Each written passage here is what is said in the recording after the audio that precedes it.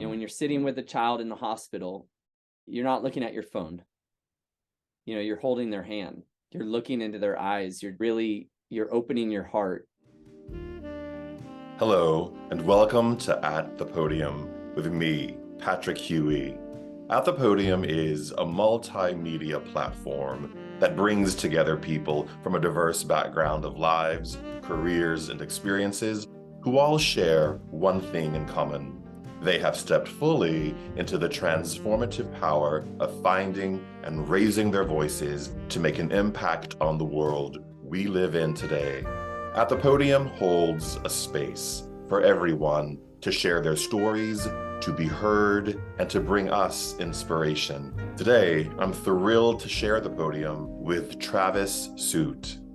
Travis Suit is a social entrepreneur, business and leadership coach, motivational speaker, and producer of multimedia content and events.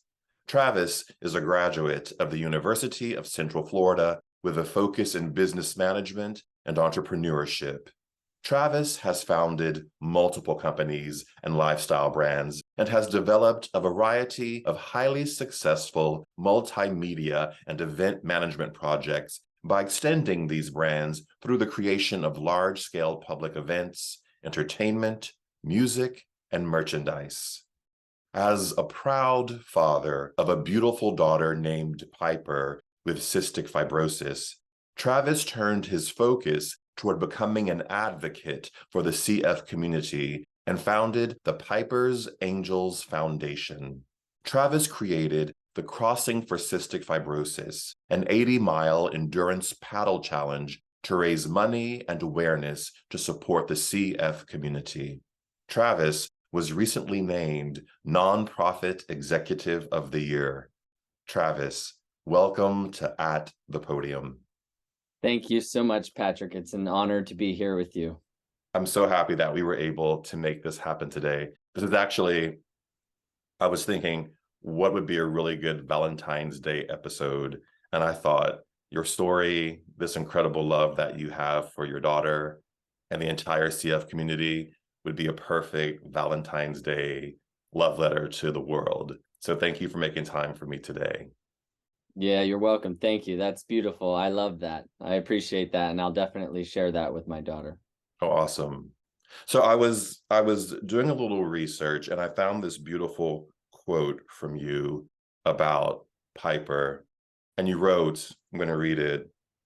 When my daughter Piper was diagnosed with CF at the age of 4, I experienced a seismic shift in consciousness that began with a dark night of the soul, launched me into a journey across an ocean, and birthed me into a community of individuals whose light, courage, and love have inspired me to advocate with a passion as eternal as my love for Piper.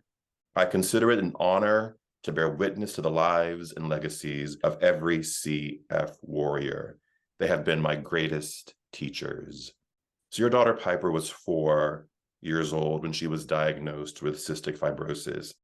What is CF, and how did the doctors discover that she had this disease that is viewed as a terminal illness? Yeah, cystic fibrosis is a progressive genetic disease. So it takes 2 parents who are both carriers of the gene. And when they conceive a child, then the child would have a 25% chance of having cystic fibrosis and a 50% chance of carrying the CF gene. On a biological level, cystic fibrosis is a defective protein inside the cells that is really instrumental in controlling the inflow and outflow of sodium chloride. It basically salt water in the body. And because of that malfunction, because of that defect, the body can't control its ability to produce mucus. And so in the digestive system, in the open airway of the lungs, where mucus is really a lubricant for the body, there's this overabundance of mucus, and that can cause a host of complications and issues. And ultimately, in the digestive system, you see a lot of compaction issues, you see a lot of pancreatic issues related to malabsorption of nutrients. And then in the lungs, basically, if you think about like a petri dish in science class, right? It's like, a warm, wet, moist, spongy, sticky environment that's open to any viruses, bacterias, funguses. When you breathe that stuff in, your lungs can really harbor and grow a lot of that stuff if you have a lot of sticky mucus buildup. And that can cause a lot of inflammation, lung tissue damage, and recurring lung infections over and over and over, which is ultimately why people with CF lose their ability to breathe over their lifetime and experience decreased lung function. So somebody with CF is constantly battling to fight for their lung function percentages, over time. And sometimes their lung function can go up and down drastically based on how sick or healthy they are. So how did you explain that to a 4-year-old, that that's what was happening to her body? Well, that's a great question. And that was a tough thing to learn about and explore, because when I found out about her diagnosis, there was like an implosion of heartbreak and emotion and kind of a shattering of reality that took me 5 years to really cope with that and accept it on the deepest level. So initially I was really blinded by the emotion of it all. So I don't think I really had the capability to communicate with her effectively in the beginning. As I understood the disease and I began to become more educated about it, like simple things like, if you leave a hose on in the grass, right, the water floods the yard. Or if you put too much oil in a car, the car needs a certain amount of oil, just like the body needs a certain amount of mucus. If you put too much oil, it really can flood the system. And that can create a lot of complications, right? So trying to find simple ways to explain it, right? But really for her, I think at that age, she just knew she was sick and that she had to go to the doctors. And I don't think until she was a little bit older, maybe around 8 years old, it really set in that this is something that could lead to an earlier expiration date in life. You use the language terminal illness, and is it viewed as a terminal illness, or is it viewed as something that can be managed throughout a person's life? The answer to that question has changed a lot in the last 10, 15 years. And the reason is because in the 1970s, kids were dying at infancy before the age of 5 years old, almost all of them from basically failure to thrive. There were no medications, there was no treatment available, there is no cure. But I mean, that was the life expectancy. In the 80s, that life expectancy started to grow because they were developing therapies to help with the respiratory therapies. In the late 80s, they discovered the actual gene, which led to a lot of pharmaceutical investment to develop drug therapies to help. So we've seen this miraculous life expectancy, expand. So at one time, it was absolutely a terminal illness because if you were diagnosed, you were going to die at a very young age. Now, it's still considered a terminal disease because there's no cure. But I hear more people saying, a life-limiting disease. That seems to be more definitive of kind of the journey now, because people with CF are living into their 30s and 40s and 50s and beyond, depending on the genetic variation. And there's over 2,000 genetic variations of CF. So you have a spectrum of very light symptoms to moderate to severe.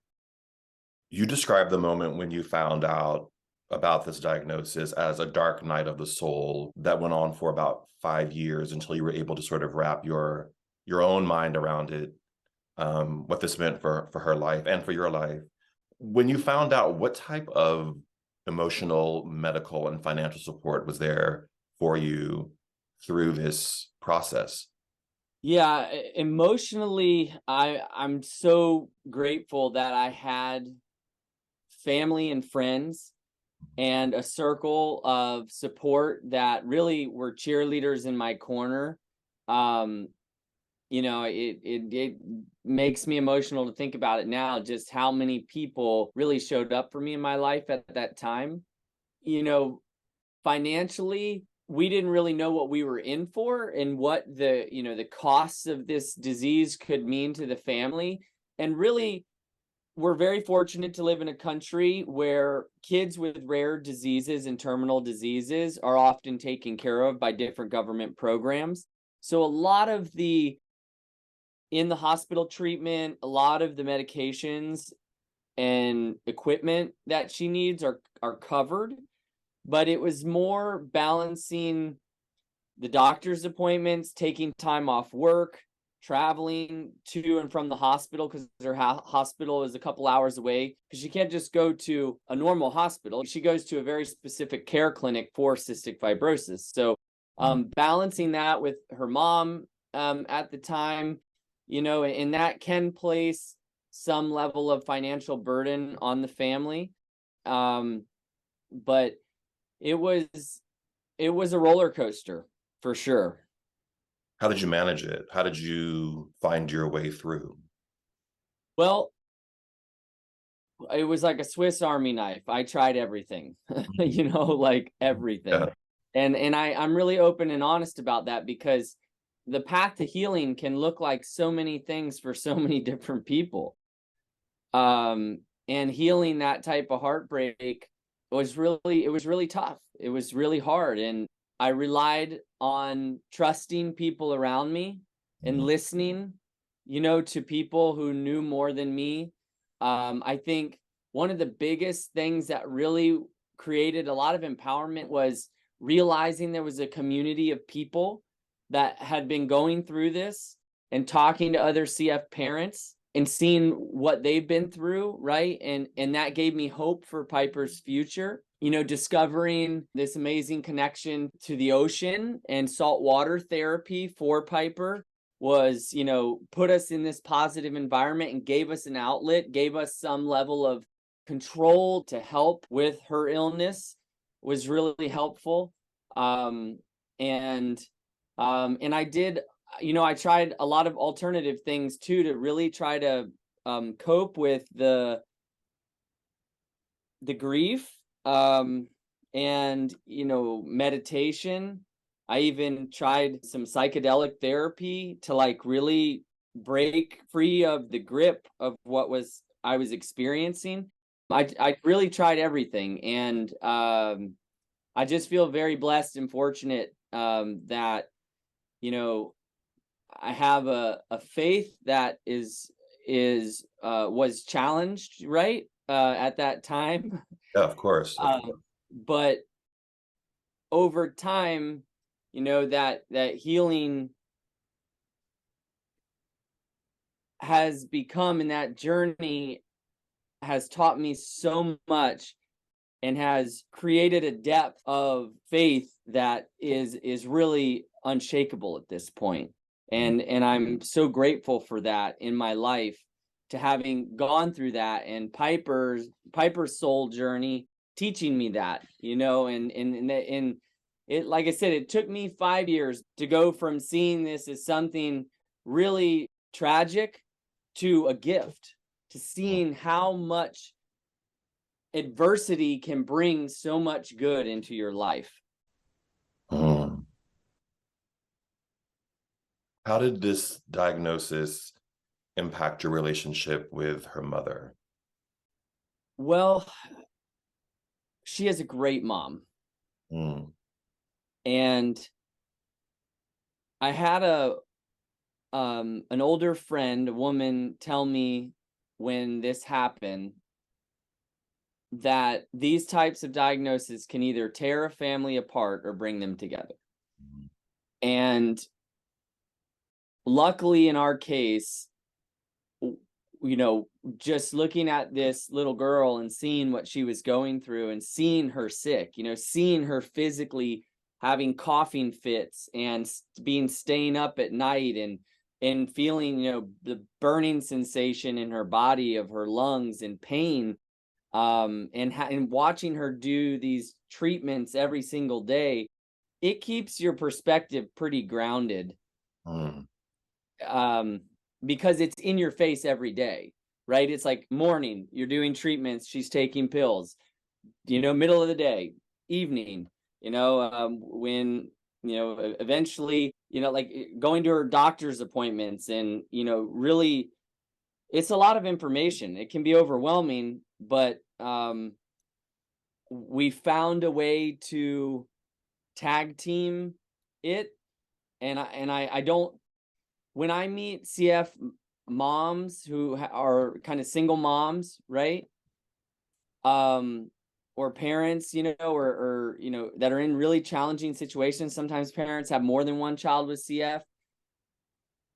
You just realize, wow, some people, their situation, their circumstances can be really difficult. And I feel very grateful that, Piper's mom and I have that strength together to support her.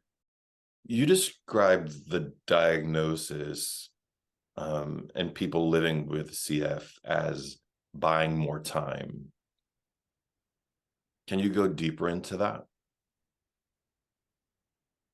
Well, people with CF are living longer, and there's a cost to buying more time, is what I was referring to, which is that, when you look at somebody's life and you look at quality of life, somebody who, right, and it's a really tough situation to look at, but let's say in the 1970s, right, you have a child with cystic fibrosis. You're going through the grief, the turmoil, and the pain, and the reality that this child's going to die, and they die at 5 years old. Well, that emotional burden may carry on for the rest of your life. But the financial burden, the burden of like managing the disease, managing a child's life with a disease like that is gone, right? That aspect is over. So when people with CF started living longer, you can imagine, well, now that same child's going to live to be 20 years old. Well, now that's adding 15 more years of treatments and therapies and hospital visits, 15 more years of that financial burden on the family, 15 more years of time, which is a blessing with that person, right? Right. Of course. But at the same time, it's like 15 more years of heartbreak in your face. Like, like that you're seeing this process slowly happening in front of you. And then you expand that to the current time. Right now, somebody with CF is going to live to be 50, but now they're taking more antibiotics and steroids their whole life. They're going to need a lung transplant possibly at some point to extend that life. So there's so many other factors that come into play when you expand somebody's life with a life-limiting or rare terminal disease. And it's the same question you would ask for somebody who's maybe 80 years old and now gets cancer. What do they do, right?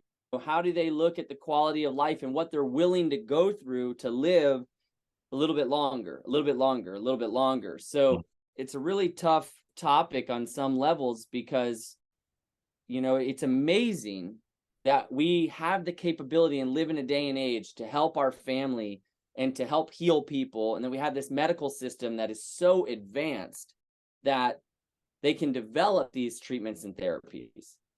But what's the cost, of that? And what does that look like on how that person is affected? We see a lot of mental health issues.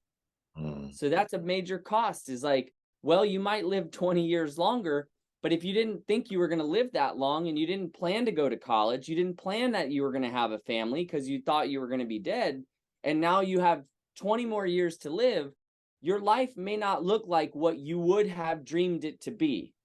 So now you have to start to recreate from a whole new reality. And we've seen it over and over and over, that for some of the young people with CF, that's a major mental health challenge. You just said something pretty interesting about people who have CF having their life extended through the miracle of modern medicine and having to have a relook at the dreams they may have had for themselves. You had 4 years with Piper not knowing what was going on. How did your dreams for her and for you shift once you got that diagnosis? Well, at that stage in my life, I was very much in a young entrepreneurial mode. And I like to think big and I like to dream big. And so I have that same dream for my daughter, the same dream I have for myself, and wanting to live life to its fullest, I have for her. So, both realities changed, almost overnight, right? In a sense. The one great thing about her diagnosis was the relief of knowing what was wrong. When you don't know why your child is sick, it can really keep you up at night, right? And in her case, it literally kept us up at night because she was laying in bed coughing, all night long, and it was tormenting, really. And so there was some relief with the diagnosis that, okay, now we can at least move forward with how to help her. But I had some businesses that I was invested in and working on with partners and coaches that I had to really look at what was most important. Mm-hmm. And ultimately it brought me to a crossroads that was really one of the biggest and hardest decisions of my life, which was what to do now that kind of paradigm of reality had shifted. And what do you do now with a child who may not outlive you? Like, how do you plan for their life, and what do you do to like prioritize time with them? So it changes a lot. And for me, that crossroads was a really tough place because I really didn't know what to do. And I was always so confident that I had a plan and I had a dream and I had a vision. And it was like, it's not just having the vision, but it's holding the vision, right? Like, that's the determination, right? To make sure you continue to work at something. And so that the lesson there for me was having to let go, having to surrender to life, and realize, I'm going to have to trust that there's something greater that's going to come of this. And it was not easy to see in the beginning, but it's ultimately what's proven to be the case. When Piper was 8, you say that it was one of the worst, hardest years of her life because she had been hospitalized for months. She was malnourished. There was a feeding tube in her abdomen. And I wonder how you explained what was going on to her, and if that idea of surrender that you just talked about helped you move through that really difficult year of her life. Yeah, that was definitely the most challenging year of her life. She was really sick, recurring lung infections. She had lost a lot of weight, and weight is strength that supports lung function. And for all humans, our lung function is the number one indicator of our lifespan. So it was really tough to watch her kind of go downhill fast. And that's what happens with CF. It's like they can be living a totally, kind of stable, healthy life, and then they get an infection and they go in the hospital. And, I've had quite a few people with CF that I've known who they went in the hospital and they never came out because they just couldn't recover. Just like a lot of people with COVID, right? A respiratory illness, they're pretty much, they might not be 100% healthy, but, they get something and it hits them hard, and sometimes the body can't recover. So it was really hard watching her go downhill. And the doctors had told us when she was 4 that she might need a feeding tube one day, because with kids with CF who have a lot of malnourishment issues with the digestive problems with CF, they often do need feeding tubes. And so when they told us that, I made it clear to Piper that that was a possibility. And it was a really hard truth to share with her because she was so little. And as you try to imagine a 4-year-old, a 5-year-old, a 6-year-old, a 7-year-old understanding what a feeding tube is, right? Like, I had several people tell me, Travis, you don't need to be so open about that with Piper at this age because she's so young and that's hard for her to understand. But in my mind, I wanted to tell her the truth. Piper, you need to eat your breakfast because this weight is really important to you. And if you don't eat your breakfast, you don't keep your weight up, they're going to put a tube in your belly to give you the food that you need so you can be strong, And after 4 years of that, when we were in the hospital and the doctors called her and her mom in, and had the conversation with us, and they said, she's going to need a feeding tube. How do you, like, it's a guaranteed, this is a guaranteed thing. Like, we can't, this isn't a choice. If you want to save your daughter's life, she's got to do this, right?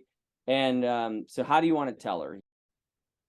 And Piper's mom looked at me and said, well, you're going to tell her. And it was like walking into that room, and she's laying in the bed, and sitting down on the bed next to her, it had felt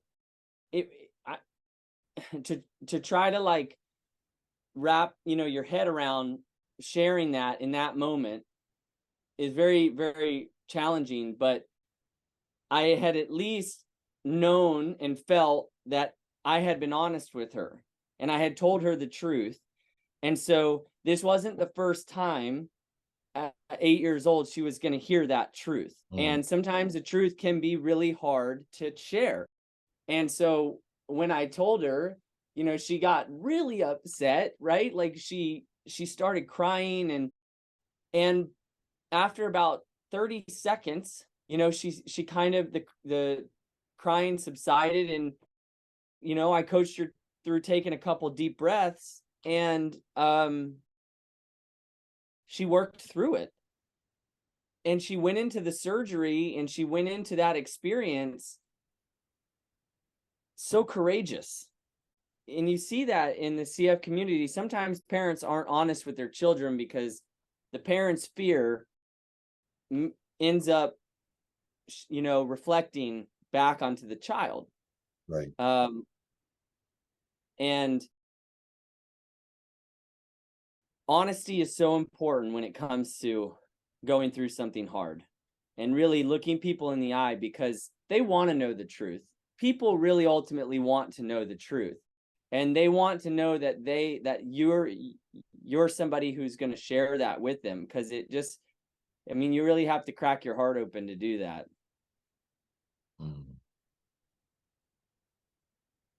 So in the midst of all that's happening, how did you birth the idea of this foundation for her?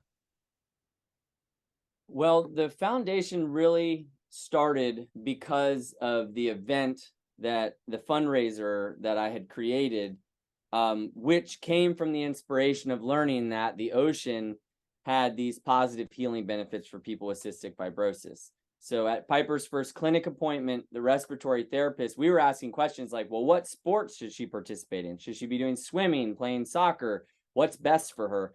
And they said, well, it's really interesting that they discovered in Australia with these surfers who were reporting these amazing results to their doctor, that surfing, being in the ocean, salt water, salt air, even the humidity in the air, the moisture can really help sustain better lung function. The salt literally goes into the lungs, breaks down the sticky mucus, provides better airway clearance. It's pretty miraculous in a sense, right? That like the ocean has that healing capacity for a human, right. And for any human with a respiratory illness, really. And So I started taking Piper out on a paddleboard because it was the easiest way. She was little. She was a little nugget, right? Like, so I'd stick her on the front of the board and we'd go Right. paddle together. And, you know, she'd pick up a stick along the way and help me paddle, or it would become a wand. And, you know, she would share these fairy tale stories, and we would see we live in Florida, so we'd see manatees and stingrays and turtles. And it was really, some of those memories with her are the fondest memories I have of her as a little girl. And to know that while we were out there in the sunshine, in that environment, that it was also benefiting her lungs, you know, it was so powerful. And I really fell in love with paddling, like getting out on the water and in that way. And so it was becoming like a hobby. And I saw a story in a magazine about these paddlers out in Hawaii doing like long distance paddles between the islands. And I went, oh, that's really interesting. And around that time, I had really been immersed in the CF community and realized, oh, I can help. There's, you know, this national CF foundation that does fundraising for research for a cure. I really want to do something. And I was trying to come up with an idea, and I was trying to think of something that would really not just fundraise, but create a lot of awareness. I've always been athletic. So I thought, well, you know, when I saw the paddles out in Hawaii, I thought, I wonder if you could paddle from the Bahamas to Florida, because you have a natural Gulf Stream that the water's moving in the right direction, you know, and it's like just close enough, but pretty far away that seems like almost impossible, but maybe possible, right? So yeah, that's where kind of the idea started. It took me a couple years to kind of get my head wrapped around it and get it all together. And I started telling people, hey, I think I'm going to do this. And I was getting a little bit of feedback and support. And then we put it all together. And by the time it happened, it was 2013. So 10 years ago. There were 3 other guys who joined me on the paddle. We had 2 support boats that had like a photographer, and journalist, and then a paramedic, and my dad, and then the 2 captains and some volunteers. And we went to Bimini in the Bahamas, which is a very small island. And we had trained for about 9 months, done all the planning and logistics and coordination, kind of mapped it out. We weren't really sure how long it would take, and if it was going to be possible. But you know, we did it, and it was not easy. We had rough weather. We battled some pretty big waves, and seasickness, and even hypothermia, because, you know, at night, in the night portion of it, you know, you're falling off into the water, you lose a lot of body heat, so you actually get pretty cold, even though you're in the tropics, you know. And so that was an unseen, you know, challenge, but we made it back to Florida. And you know, some of the newspaper press was there, right? And they're the ones who actually said Piper's Angels paddle from the Bahamas to Florida. Oh. And that's where the name Piper's Angels came from. And so we did it, but it was a one-off. I mean, it was the hardest thing I'd ever done in my life. How long did it take to do that? I mean, it took us 15 hours and 38 minutes, but we had a wind at our back. We thought it was going to take around 22 hours. So we came in like 7 hours ahead of what people thought we were going to do. And you know, we raised a little bit of money. We created a lot of awareness, but I remember when we were doing it, I thought, man, this would have worked so much better as a relay, you know, like doing it solo, paddling that whole distance is really hard. And I was like, you know, it almost would have been fun if we would have done it as a relay. Well, fast forward a few years, you know, I mean, it was kind of a one-off thing, but when Piper got really sick when she was 8, and I kind of hit that crossroads, I had a business mentor of mine tell me, you know, Travis, when my daughter got sick, you know, I really had to just go be with her. That was what I needed to do most. And that really kind of gave me the key to freedom to say, okay, how can I recreate this dream? What can I do to focus on Piper, to help this community? I could start to see how other families were affected by the disease. And I could also see like for people who are, in business or entrepreneurs, it's like when Uber came in and really disrupted the taxi world, right? Right. Well, for 60 years, all the fundraising for research has gone to a cure, has gone to like people in lab coats and laboratories developing pharmaceutical drugs. In the wake of that great success of developing these drugs to help people live longer, you have people who are living longer, but now facing a lot of other complications and challenges. So the families need more support than they did even 20, 30, 40, 50 years ago, right? So there was kind of this vacuum that was created, this gap of support for the families. And it was really obvious and clear, that like when the money goes to research for a cure, it doesn't come back to supporting the families. It comes back in the form of a pill. Right. Right. So, that's not emotional support. That's not mental health support. That's not, financial assistance. So, that really became the burning problem of like, well, what could be done, right? If you see somebody that needs help on the side of the road, somebody gets hit by a bicyclist gets hit by a car, people are going to react to respond to help. That natural instinct was like, well, what are we going to do to help? And that was really the beginning of Piper's Angels Foundation, because the families were really, it was becoming more and more clear that even though it's a rare disease and it's a small population of people, that can be a good thing because you can wrap your arms around a small group of people, right? Like it's not like millions and millions of people. We're talking about at the time 30,000 people. Now it's 40,000 people with the new cases and diagnosis. But so that really was the beginning, and we chose Piper's Angels Foundation. We thought it was a cute name because that's what the media used. And when we launched the foundation, we were trying to come up with, well, what are we going to do to fundraise to kind of create the beginning revenue income for the foundation to start and to create programs and to create an organization. And so we looked at what we did with the crossing, modified it some, opened it up to the public, allowed relay teams to participate. And so that next time we did it was 2017, which was 4 years later. And so we went from having 4 paddlers to the second time having 34 paddlers. And we went from raising around $15,000 to raising over $130,000.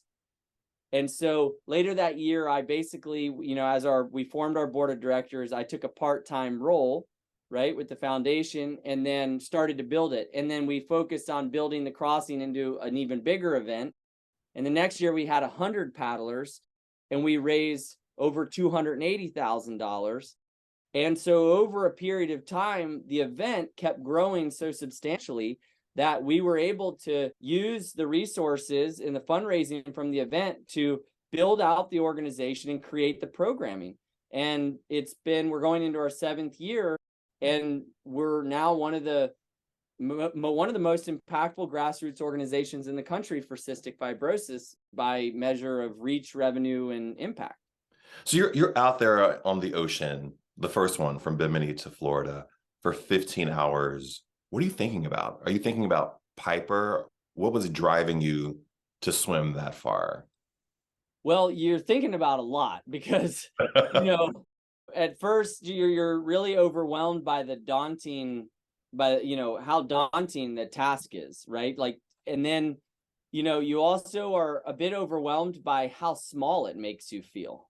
You're like out there and you're out of sight of land and you're this little tiny thing in this vast ocean, and it kind of makes you feel very insignificant. You're in the dark and it's a black ocean where you can't see what's moving around you and you hear things, and it creates a lot of delusion and fear, intimidation. You're thinking about falling off the board and what's in the water when I fall. Am I going to make it? Right. A big part for me was, why did I get all these other people into this? Right. Then they're now suffering alongside of me because these poor guys, right. We set out to do this, but what really was the underlying why and the driving factor was Piper. And for me, it still is. Piper's Angels Foundation has grown, but I always say to people, you have to remember, I'm still just Piper's dad. So when you show up, yeah, you're showing up for this organization, but and for hundreds and hundreds of families. But for me, it's Piper. When you think about how much pain you go through when you're out there doing something like a long distance endurance challenge like that, it is very painful. Your feet hurt, your knees hurt, your body aches for hours. The mental aspect is almost crushing at points, to know that like you're looking out there and you see nothing. You see no land, you see no trees, you see nothing, and you're still going. Another hour goes by, you're still going, there's nothing. It's like being in a blue desert. Sometimes you see a bird. If you're lucky, you see something, but for the most part, it's just a vast blue desert. And so like that aspect of it, but then realizing that somebody with CF is going through that treatment, that pain, that suffering their whole life with the disease, and to be out there and to be able to take a deep, full breath and feel that salt air in your lungs, and to know that other people are laying in a hospital bed with 30% lung function, facing the reality that without a lung transplant, they're going to die. Again, it really grounds you in perspective of gratitude for life. And that's really what each year when we go and do this, it's really what drives people to do it. You've gone on to have other children. Did you have any concerns about passing this on to those children as well? Yeah, it's definitely a concern. We all have in the family gotten different genetic tests. So my partner, Danny, who I'm with now, who I have a son with, she was tested for CF and she did not have any CF genes, which even though I'm a carrier, that meant that our son Hawkins, he would not have CF, and that he would only have a 50% chance of being a carrier. So, the gift of life is really miraculous. And even for people who know they are carriers of the gene and they know that they're rolling the dice and having a child with CF, until genetic editing or gene editing comes along where you can kind of make that decision where you could have a child and guarantee that they don't have CF, it's a big decision. I know parents who chose to adopt instead. I know parents who have had a child with CF and still chose to have another child, even with the risk that they might have another child with CF, because they wanted that in their life, and that's their choice. And luckily now it's different, because people are living longer with CF. If you knew if you were going to have a child and the child was only going to live to be 3 or 4 or 5 years old, that might be a very different question. It's interesting because I think because we can do genetic testing and see what we were all predisposed from a genetic standpoint, it's a very interesting dilemma from a society standpoint in terms of what do we do with that information and how does that information impact the choices we make about our lives, about reproduction. It can become a very complex ball of wax. Yeah, for sure. Because if you think about it, right, if somebody came along and if you have a child with that has a disease that's, hurting them, or gonna, an illness that's, chronic illness that's causing a lot of pain and suffering, and somebody came along and said, hey, we can go in there and edit that gene and fix this. What parent is not going to want that for their child? Or if you're sick and for yourself, it's tough, because it's like, how much control do we take in our hands? Right. And we are living in this miraculous time where we have access to so much knowledge and information, and it is a really important question as to what we do with it. How is Piper today? Piper's healthier and stronger than she's ever been, so that's huge. And she's in high school, so she's a freshman. She's driving, right? She has her driver's permit. She has a boyfriend. She loves to read. She's a competitive cheerleader. She a lot of kids with CF, because they go through so much adversity at early in life, and because their perspective on time is different than some kids, right? When you spend a lot of your time doing breathing treatments and taking pills and being in the hospital, you just value your time differently. She's really laid back. She does not get caught up in a lot of drama. You know, she just kind of cruises along, and she loves to laugh. She's very funny. She has a great sense of humor, and she's wise beyond her years. What has it taught you watching her survive this illness? It's taught me almost everything valuable that I cherish in my life at this point. It's taught me how to be a better father. It's taught me how to be a better leader. Watching her go through this has really showed me what real courage is. It's grounded me in my faith. She's taught me how to smile and laugh through pain. She's taught me how to share that pain with others. She's taught me how to help others cope with what they're going through. She's taught me what community is, what unconditional love is. And all of those things are just such beautiful gifts. And that's why, as much as I would do anything to take CF away from her life, I can't help but see how beautiful adversity can be for transforming the perception of life into just a moment by moment miracle.